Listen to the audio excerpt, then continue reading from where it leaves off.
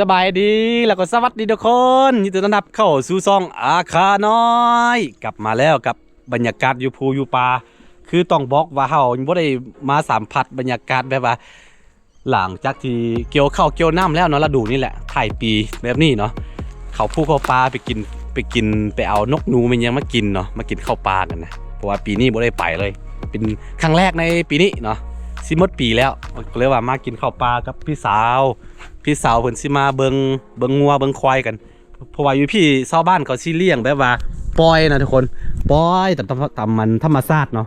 ก็เลยว่าต้องได้ไปหาประมาณอาทิตย์นึงหรือว่าประมาณ 4-5 มื้อก็มาเบิ่งเทื่อนึงเนาะมันจะมีพื้นที่กว้างแล้วก็มันสิหากินตามภูตามป่าแบบนี้ก็เลยว่าพี่สาวสิไปเบิ่งงัวแล้วก็เฮาก็สิเข้าป่าไปหาของป่ากันแล้วก็สิมาเฮ็ดกินให้พี่นี่บรรยากาศส่งท้ายปี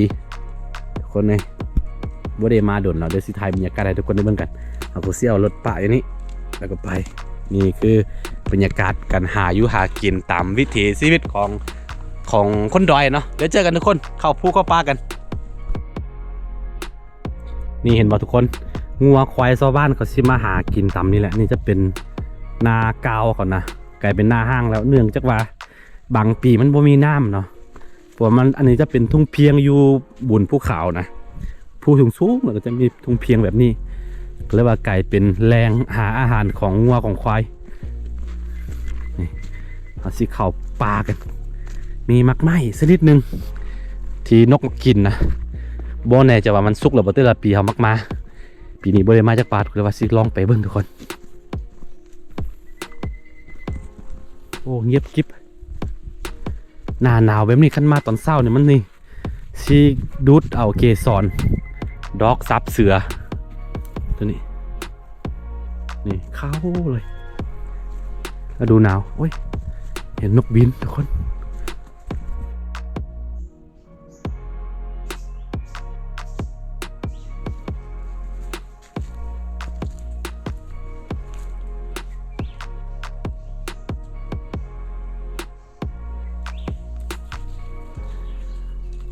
ตอนนี้ค่อนข้างหนาวทุกคนมันยังบ่ลงมากินบ่แม่นมันสิลงมากินน้ำตำห้วยเด้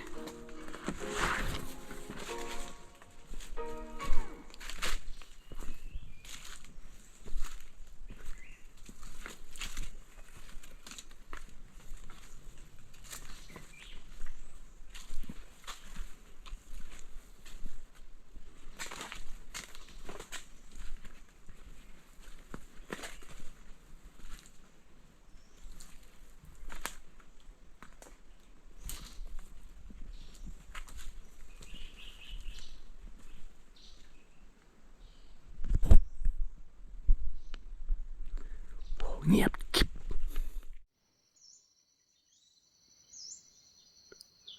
มันกลิ่นมากตัวนี้นะทุกคนค่อนข้างมืด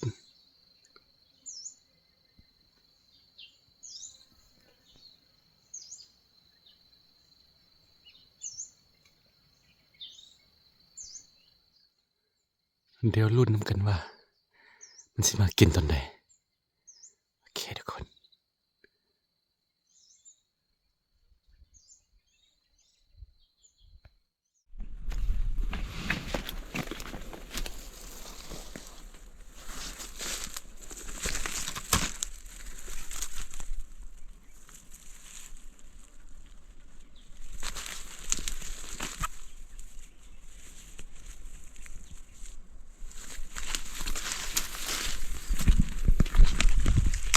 ได้แล้วนะตัวมิด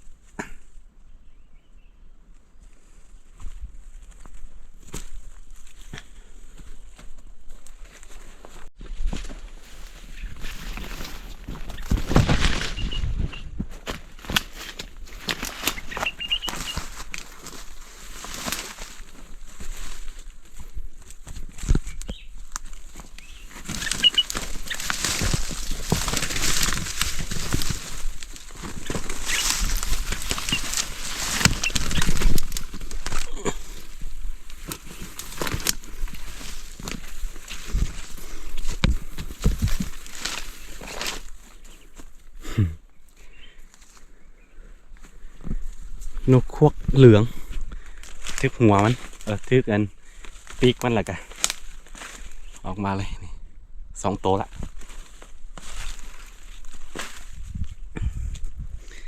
ว่ากันเด้อทุกคนนานๆที่มาหากินมันบ่ตายจักตัว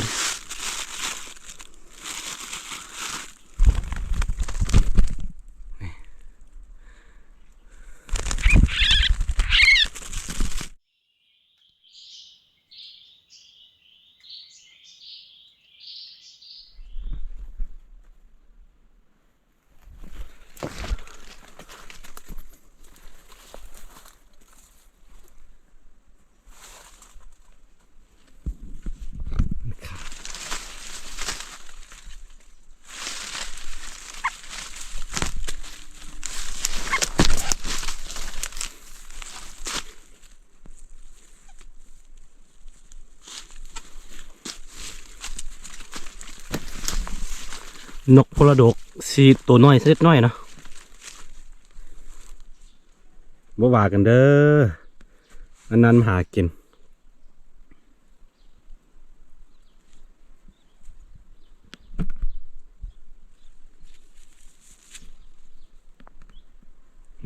มันกัดบ่ปล่อยเลยโอเคทุกคนเราสามารถถ่ายตอนเราเอามันได้นะเพราะว่าเราตั้งกล้องบ่ทันนะ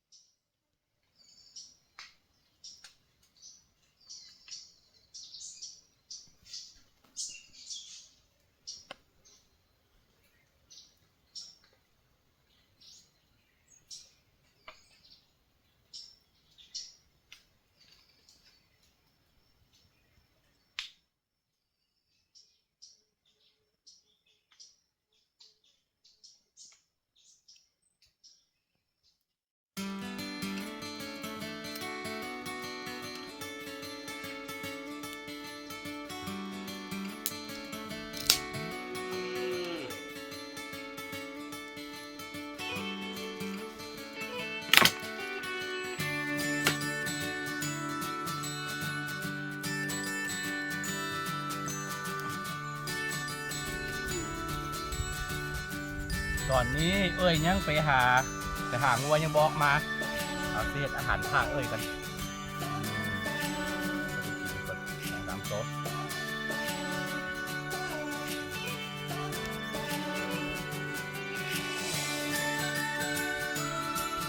เอาเศษกินประมาณ2 โต๊ะ 3 โต๊ะแล้วกัน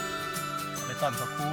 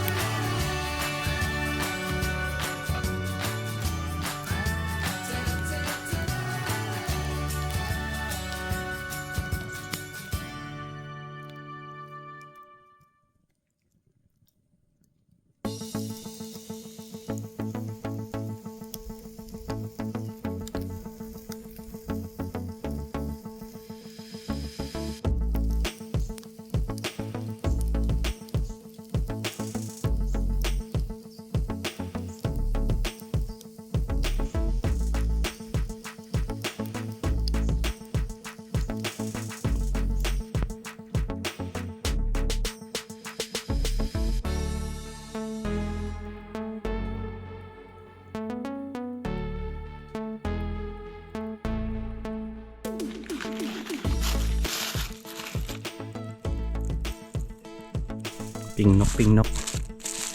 กินยุปลากินอย่างก็แซ่บพี่น้องเอ้ยเดี๋ยวฮอดบรรยากาศแบบนี้มานานละกลัวมื้อนี้มาเลย กินตอนนี้พี่สาวยังบ่มา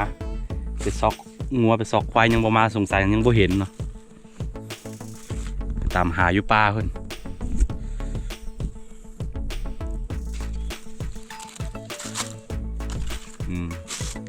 อาหารบ้านๆ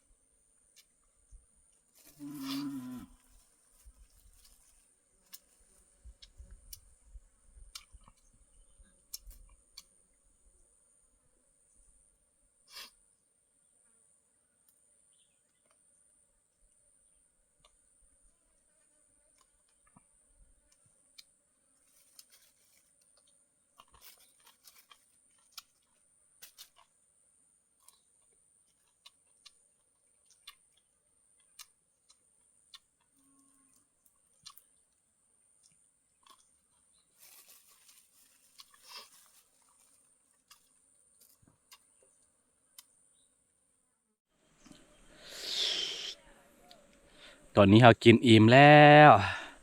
กินอิ่มแล้วก็พักผ่อนแล้วก็สิไปเลาะตอนได้หนึ่งถึงจะกลับบ้านเนาะเพราะว่าคันบ่ไปเลาะตอนได้หนึ่งนี่โมมีเหมือนอย่างไปตอน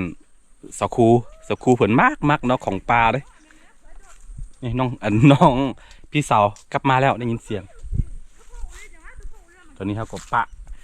ะนกตัวหนึ่งไว้เพื่อให้พี่สาวได้กิน